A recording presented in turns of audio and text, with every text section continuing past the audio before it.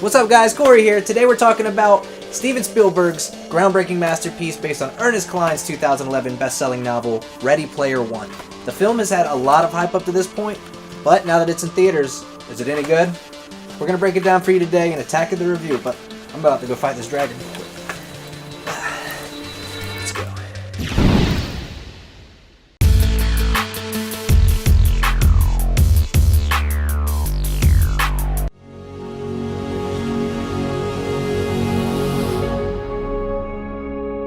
This is the OASIS, a whole virtual universe.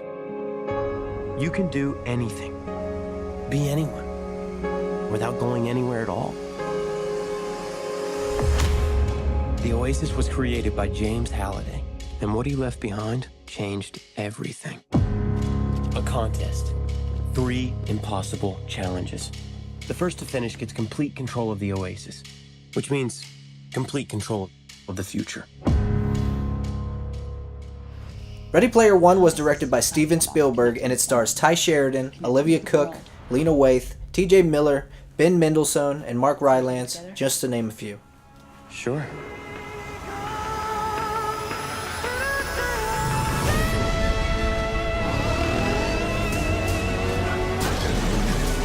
So leading up to this, for me, I was skeptical. Don't get me wrong. I really was excited for this film, but it seemed just too good to be true. It is the modern day Willy Wonka tale, and that's what it looked like. They even had the Willy Wonka music in the trailer, and it was one of those trailers where I just looked at it like, there's so many awesome things in this. I hadn't read the book, but just seeing it, and I was like, I don't care if you put it in a book, because your imagination can take you anywhere anyway. So I mean, it's already awesome, and I really mean to read the book now that I've seen the film, but the film version, it's just, a film is a much harder thing to create because of the lack of imagination that an audience might have. So going into it, I'm just really skeptical, because same thing with DC Marvel films, a lot of horror films nowadays, just a lot of genre-specific films that come with action and come with a dramatic element that are just not great anymore. Look at Batman vs. Superman. It's just like, what is this? It's just a giant 2.5-hour dark fest. But this, had such a fun tone to it. I know the 80s references eventually get old, because it's 2045. You've got to have new music or something, but looking forward to it. It was something I was really excited to see. Now, when I sat down to watch the film, I'm not gonna lie, the next 2 hours and 20 minutes was some of the most fun I've had watching a film in a long time. Now, I will say, the last time I've probably felt that joyous watching a film was Paddington 2, because Paddington 2 was incredibly happy, but this film not only gave you a lot of the feeling of hope like Steven Spielberg does, but he also just wrapped up the storyline in a lot of these people's lives really quickly, which I think also underlining in the film is a nod to how quick technology is. It's very fast paced. It makes things develop quicker than they used to. And you can communicate faster with these different, personalities through virtual worlds, and you really connect with people instead of, images and artificiality and, your own confidence in yourself. And it helps you win the film. So it's kind of something that takes you along the journey. And that, for me, at least sitting down, I was like, man, I kind of wanted some more movie. I wanted some more. I was hoping there was 5 keys by the time the movie was over. I'm like, let's have more. That'd be really cool. But yeah, I had a good time watching it. The only con I have about this film is that it just made the world feel a little bit small. Everyone seemed to live in Columbus, Ohio. I mean, they mention a lot of riots and a lot of crazy things that have happened between, say, 2018 and 2045 when the film's taking place. And they try and fill in a lot of these gaps of what's going on with events that have taken place. But I'm just not seeing any of what's happening with politics in the world, what has happened with the economy, really.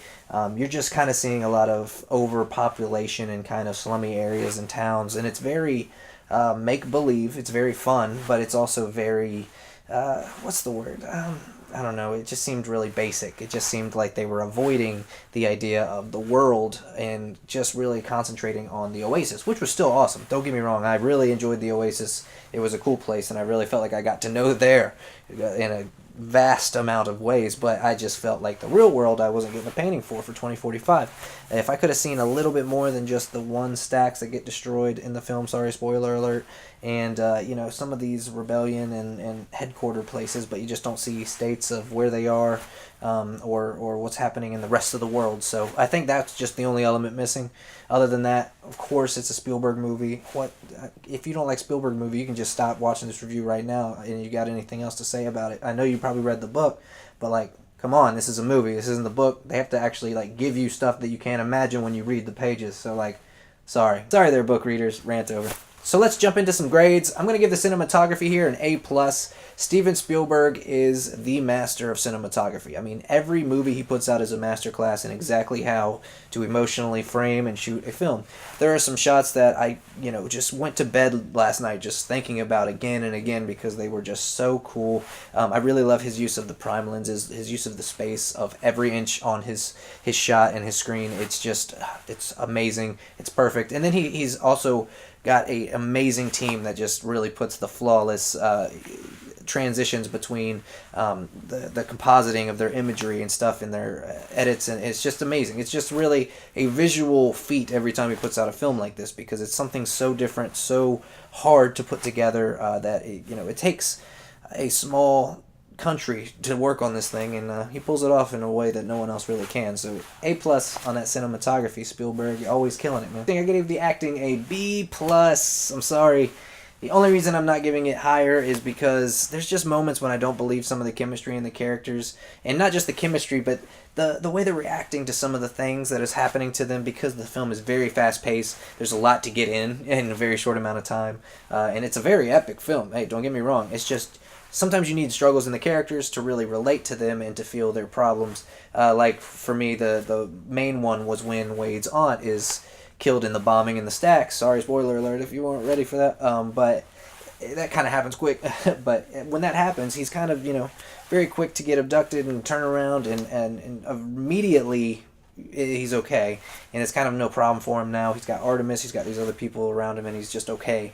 But things like that, I don't believe you can't cope with a little bit. I mean, I know you might struggle at home, but it's still tough. I mean, that's still kind of, I would be a little bit more shocked than he was. So things like that make you feel disconnected. And then there's times when just the chemistry between certain moments in the characters, certain, actions, they're not maniacal enough. But, hey, a lot of the emotion was there. So you felt it. You definitely felt it. It wasn't too bad there. Like Ty Sheridan, Olivia Cooke, great chemistry. They had really, really good individual parts. I think for Olivia Cooke, I really just liked her Artemis character. And her in general is just a much more badass lead than I thought she would be for an actress. And honestly, for Ty Sheridan, he's a great actor. The only thing is he has just very, very blank eyes for me. I mean, he can cry and he can put some really good emotion in there, but his face doesn't seem to cover up just some kind of like sadness or some kind of, just pale luminosity in his eyes that just kind of just has an undertone to every one of his emotions. And you kind of just see it through that. It kind of just peers straight to your soul where you're thinking he's just not always in the gravest of danger, but there are some really great situations in the film where it's the complete opposite. He's amazing and he's really, really good, but it's, in moments when you have to embrace it. It's just some of those closer up moments, some of those moments when you want a little bit more truth out of those looks, and it's just not coming out there for me. But hey, it happens. It doesn't mean he didn't have a great performance in this film, because he did. Then when you talk about people like Lena Waithe and T.J. Miller and Mark Rylance, for example, some of these characters just had breakout roles for me. Like T.J. Miller, trademark comedy, and he really played the World of Warcraft-esque time frame guy that wants to just kind of come out, kick some ass, be cool, and kill it at the game. But he's also kind of just a nerd at home, And then Lena, for example, somebody that's kind of just there to escape their own identity, and they're trying to be who they are and who they want to be somewhere else, and it's very relatable there. And then same thing, Mark Rylance, somebody that reminds you of Willy Wonka when you watch this, at least for me. It took me back to a Willy Wonka-esque character, but he just reminds you of childhood and somewhere you want to be other than the real world, and that's exactly what he needed to be. He needed to pull that off, and he does. That's why the acting was still phenomenal in this film. There's just a lot of moments when the real world, like I said, because of its, I guess, smaller impact for me, didn't feel like as drastic for the characters, and there's just moments I didn't believe some of the times they'd be in peril. But hey, everyone has their day. It doesn't mean that it wasn't an amazing film. It just wasn't Leonardo DiCaprio-esque acting, So hey, sorry, B+ there. do what you can. Alright, so all in all, I'm giving Ready Player One 4 out of 5 stars because it was still a hell of a movie. Like, that was the coolest 2.5 hours I've had in a very, very long time. And I'm really excited now for Avengers. I mean, Black Panther was still incredible. Don't get me wrong. I never got to do a review for that. I really wish I got to. And it was incredible. But this is just something that, again, has that nostalgia for me as somebody growing up in those time frames. Not the 80s, but feeling it in the 90s. I had family that loved the 80s, and I grew up with a lot of the references. And it just really comes off that way if you got to do that. If you have a love for those things, you'll find yourself picking apart the movie, seeing so many cool Easter eggs, and you'll go want to watch it again. You'll think about it later. You'll do like me and Google videos and more reviews and explanations than you ever thought you would for a film like this. And it's a hell of a time. So definitely recommend it. 4 out of 5 stars. Hell of a movie. Are you ready? That's better. I'll wave to you from the finish line.